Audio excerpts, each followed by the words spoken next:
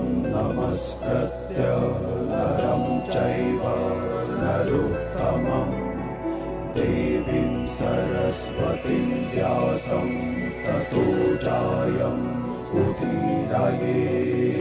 नारायणं नमस्कृत्य नरं चैव नरोत्तमं देवीं सरस्वतीं व्यासं ततो जयमुदीरयेत्।